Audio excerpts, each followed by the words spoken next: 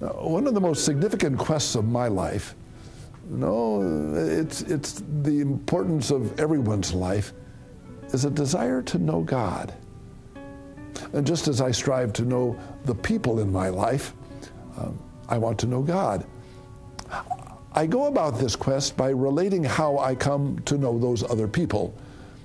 So how do we know and how do I know other people? Well, on a superficial level, I know people through my senses. I know a person by the way they look, the face, the hands, the whole body. And like everything in the quest, this can be superficial or deep with growing awareness. The quest takes on more depth when I know a person by the way she reacts. This reaction can come in a conversation when she expresses her opinion. Again, going more deeply, I know her as she reacts to various situations. She might react to a difficult situation with humor, with wisdom, with fear, with anger, or with love. I study these emotional reactions and store them in my memory. They become part of my knowledge of who Jane is. Now, another source of knowledge of another person comes from what the other person tells me, what other people tell me about the person. So it's kind of secondhand information. This can come through something that is written or spoken with words or even with body expressions. You don't even have to say anything, and sometimes there's conveying a thought of something quite deep. Now, the depth of my knowledge of another person depends on my willingness to go deeper in this quest.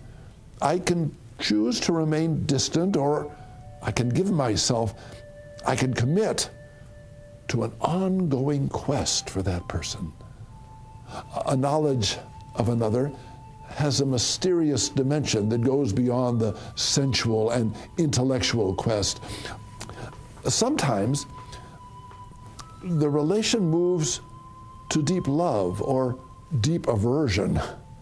This love or hate is real, but oftentimes difficult to express. Do you get? Now, these are some of the avenues that I take in order to know other people, but isn't that also the way that we strive to know God?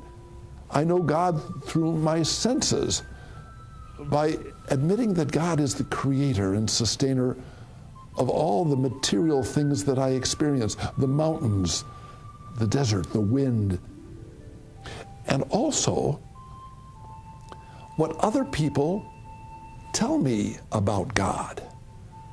I listen to people who tell me their experience of the Lord, and this happens in conversations and also with Bible accounts of people who have met God. And that's what I really think the Bible is about. And as a follower of Jesus, I know God through the Bible and through a difficult to express, but no less real, personal relationship with Jesus. I surrender to this mystery and even believe in the midst of disaster, God's enduring love.